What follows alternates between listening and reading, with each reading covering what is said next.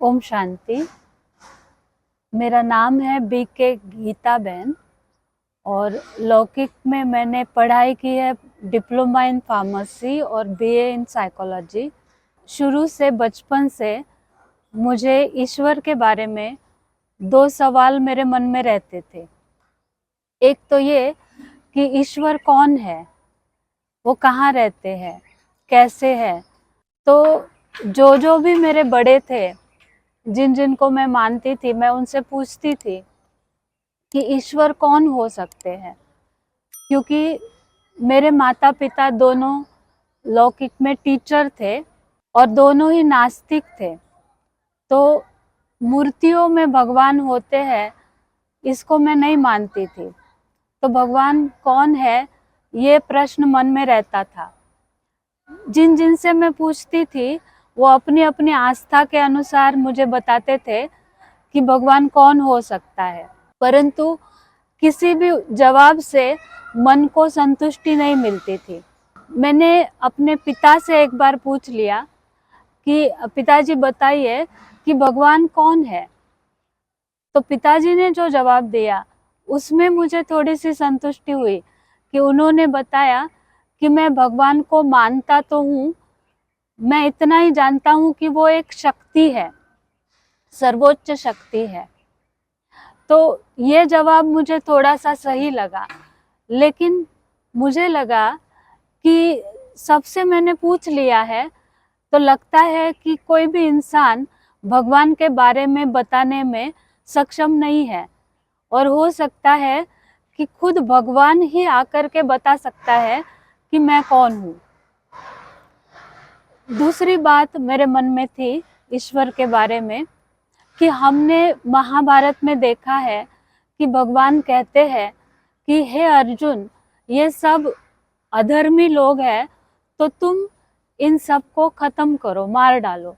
और हमारे पढ़ाई में हमें एक पोएम पढ़ाई जाती थी, जो हमारे महाराष्ट्र पूना के एक बहुत बड़े समाज सेवी रहे, दादा धर्माधिकारी जी।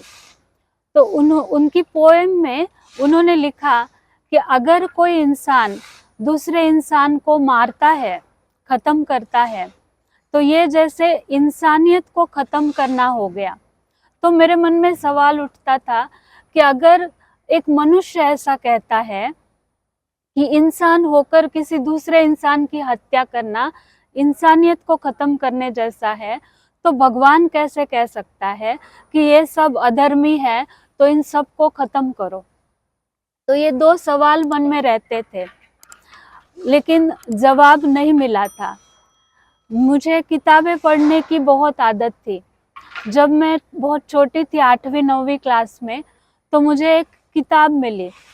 ये किताब है परमहंस योगानंद की, एन ऑटोबायोग्राफी ऑफ अ योगी का मराठी अनुवाद मैंने पढ़ा था। ये पहले सन्यासी है भारत के जिन्होंने अपनी ऑटोबायोग्राफी लिखी। जब ये किताब मैंने पढ़ी, इसमें भगवान के बारे में डिटेल तो नहीं बताया था, लेकिन योगियों के बारे में बताया गया था, सन्यासियों के बारे में बताया गया था कि कैसे वो योग साधना करके सिद्धियां प्राप्त करते हैं और चमत्कार दिखा सकते हैं। जब ये किताब मैंने पढ़ी तो मुझे लगा कि मुझे भी आगे चल करके हिमालय में जाना है, तपस्या करनी है और सिद्धियों को प्राप्त करना है। फिर मुझे बचपन में ऐसा भी लगता था कि इस दुनिया में जो भी अनाथ बच्चे हैं और जो भी बूढ़े माँ बाप जिनको बच्चे छोड़ देते हैं, तो उनकी मुझे सेवा करनी है। मैं जब भी ऐसा कोई समाचार सुनती थी, समाचार पत्रों में बच्चों के फोटो देखती थी, तो मुझे बहुत ही तरस आता था कि ऐसे कैसे हो सकता है। तो इनकी मुझे सेवा करनी थी। लेकिन मैं सोचती थी कि अभी तो मैं छोटी हूँ, जब बड़ी हो जाऊंगी फिर मैं इसके बारे में क्या करना है, कैसे करना है, सोचूंगी। ऐसे धीरे धीरे मैं पढ़ाई पढ़ रही थी।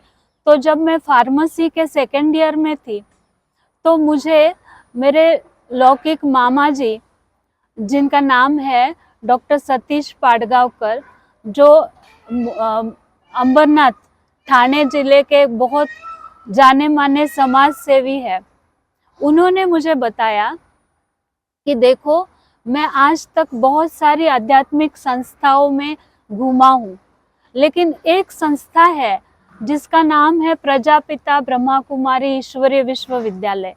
यहाँ पे जो मैनेजमेंट है, यहाँ पे जैसे कार्य चलता है, तो ऐसा सुव्यवस्थित कार्य मैंने कहीं भी नहीं देखा। और यहाँ पे राजयोग सिखाया जाता है। तो राजयोग नाम सुन के मैं उत्सुक हो गई कि मुझे भी योग सीखना है। तो इस रीति से मैं अंबरनाथ के ब्रह्मा कुमारी ईश्वरीय विश्वविद्यालय में पहुंच गई। जब 7 दिन का कोर्स किया तो मेरे जो सवाल थे वो सारे सवालों के जवाब यहाँ मिल गए। जैसे मैंने बताया कि पहला मेरा सवाल था कि भगवान कौन है, ईश्वर कौन है। तो यहाँ पे बताया गया कि ईश्वर जो है वो सभी देवों के देव, महादेव, निराकार, ज्योतिर्बिंदु स्वरूप है, जो सर्वधर्म के मनुष्य आत्माओं के एक ही पिता है। और ये भी पता चला कि महाभारत में जो भगवान ने बताया वो कोई हिंसक युद्ध नहीं बताया, वो तो अहिंसक लड़ाई, जो अपने ही मन के शत्रु है, जो विकार है, उनके ऊपर जीतने की कला भगवान ने सिखाई। तो वो मेरा दूसरा सवाल भी यहाँ पे हल हो गया। फिर जैसे जैसे मैं आगे बढ़ती गई, ईश्वरीय महावाक्य सुनती गई, तो मुझे पता चला, जैसे कि भगवान ने मेरे से बात की कि तुम कहाँ अनाथों को ढूंढ रही हो। देखो, आज सारी दुनिया ही अनाथ हो गई है, कि जो सच्चा नाथ है, सबका आत्मा का पिता परम आत्मा है, इसे तो कोई भी नहीं जानता। तो इसलिए सब ईश्वर से, सच्चे नाथ से दूर होकर जैसे कि अनाथ है। तो इन अनाथों को तुम सच्चे नाथ का परिचय करा दो। और भगवान ने ये भी बताया कि देखो, ये सृष्टि का चौथा अंक कलयुग चल रहा है। तो जैसे 4 युग बीत गए, तो ये चौथा, जैसे भी कहा जाता है कि 4 आश्रम होते हैं और चौथा आश्रम होता है वानप्रस्थाश्रम। तो आज सभी मनुष्य आत्माओं की, भले वो शरीर की आयु कितनी भी हो, लेकिन आत्मा की स्टेज तो वानप्रस्थ हो गई है, वानप्रस्थ अवस्था हो गई है। तो इन वानप्रस्थियों की तुम्हें सेवा करनी है। तो इस रीति से मेरा जो भी जीवन का लक्ष्य था वो भी मुझे मिल गया। तो तब से मैं इस ईश्वरीय कार्य में अपनी सेवाएं दे रही हूँ। और सबसे बड़ी बात, ब्रह्मा कुमारीज में जो राजयोग सिखाया जाता है, ये राजयोग मेडिटेशन भी हमारे शारीरिक स्वास्थ्य के विषय में बहुत महत्वपूर्ण कार्य करता है। जब भी हम पर्सनली, जब मेरे शरीर में कोई तकलीफ होती है, तो सबसे पहले मैं परमपिता, परमात्मा, शिव भगवान से किरणें लेती हूँ। जैसे लोग सन बाथ लेते हैं, ऐसे ज्ञान सूर्य परमात्मा से किरणें लेती हूँ और उस शरीर की ऑर्गन की तरफ वो किरणों को प्रक्षेपित करती हूँ और देखती हूँ कि बहुत ही जल्द वो बीमारी ठीक हो जाती है। 1993-94 में मैं यहाँ दिल्ली में हरिनगर में सेवा करती थी, जब किरण बेदी जी तिहाड़ जेल की प्रमुख होती थी। और उन्होंने सब आध्यात्मिक संस्थाओं को बुलाया था कि इन कैदियों को आप अपना ज्ञान सुनाओ ताकि इनमें परिवर्तन आ जाए। तो उसमें एक ब्रह्मा कुमारी संस्था का प्रमुख रोल रहा और हम लोग हर दिन जेल में जाते थे और सभी कैदियों को ये इस ईश्वरीय ज्ञान के बारे में बताते थे। मेन हम लोग उनको कर्म सिद्धांत के बारे में बताते थे कि जो हम कर्म करेंगे तो उसका फल हमको मिलता है, अच्छे कर्म का अच्छा फल और बुरे कर्म का बुरा फल। और आज नहीं मिला तो कुछ समय के बाद उस कर्म का फल जरूर मिलता है।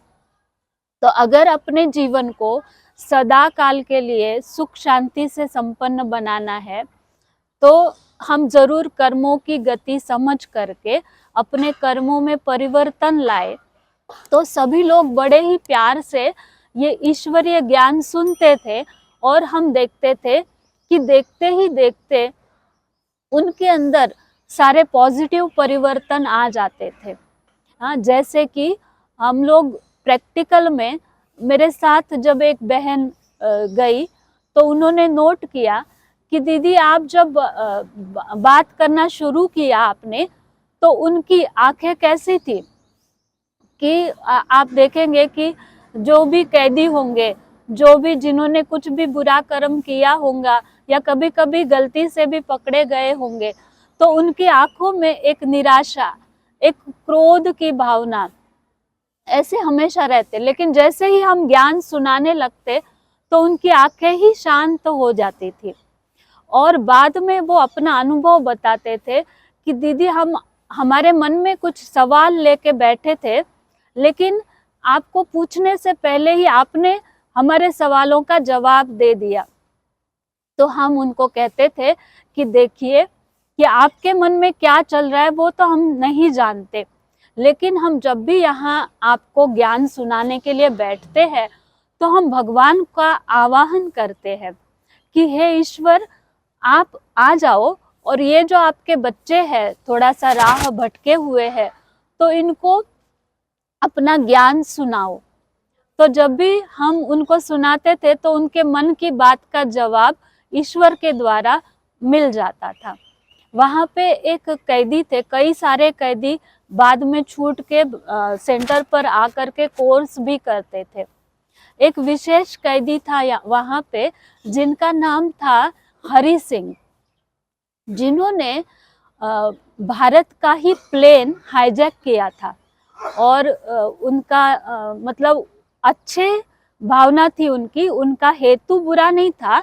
लेकिन क्या हुआ कि जब प्लेन हाईजैक करके वो पाकिस्तान में उतारा उन्होंने, और उनका ये था कि बाबरी मस्जिद जब तोड़ी गई तो जो भी जिनको जेल में, कार सेवकों को जेल में डाला गया, तो उनके हिसाब से ये गलत था। तो उनको लगा कि मैं ऐसा कुछ करके गवर्नमेंट को मजबूर करूं कि ये कार सेवकों को आप छोड़ दो। तो वो बाद में पकड़े गए और उनके पास वैसे कुछ हथियार वगैरह नहीं थे, वो एक बहुत अच्छे इंसान थे, लेकिन वो गलत तरीके से अपना अच्छा लक्ष्य की तरफ जा रहे थे। तो वो उधर पकड़े गए थे, उस जेल में उस टाइम थे। तो जब भी उन्होंने ये ज्ञान सुना तो उनको बहुत अच्छा लगा कर्म का सिद्धांत।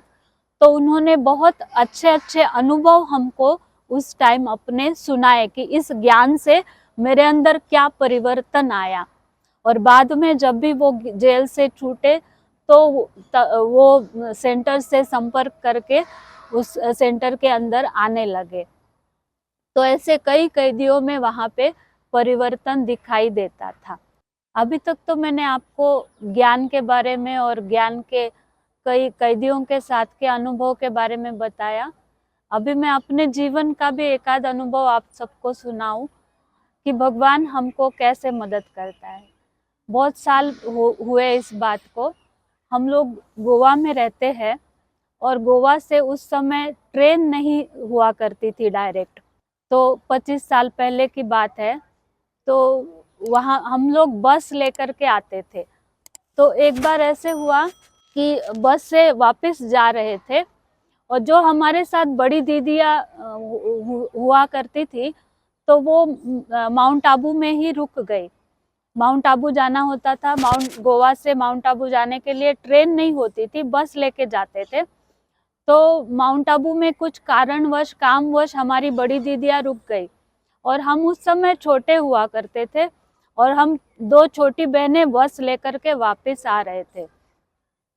तो माउंट आबू से जैसे निकले तो हमारा गांधीधाम के पास चिलोड़ा करके एक गांव है, वहाँ पर रात के 10 बज रहे थे। ड्राइवर को शायद थोड़ी सी नींद आ गई और बस जो है हमारी एकदम डिवाइडर के ऊपर चढ़ गई। बहुत सारे लोग, हम लोग भी थोड़ा नींद में ही थे, कुछ समझ में नहीं आया, बहुत बड़ा आवाज हो गया और एकदम से हम लोग ने देखा कि बस का एक्सीडेंट हो गया है। लेकिन बाबा को याद करके हम निकलते हैं, बाबा हमारे साथ रहते हैं। तो उस एक्सीडेंट में ऐसा हुआ कि किसी को भी कुछ भी मतलब लगा नहीं, कुछ भी कोई आहत नहीं हुआ, किसी को कोई जख्म भी नहीं हुई। और जब हमने बाहर देखा, बस के बाहर देखा, तो रात के 10 बज रहे थे, 10 बजने के बाद का समय था। तो जो भी रास्ते पे रहने वाले लोग थे वो सारे इकट्ठे हो गए।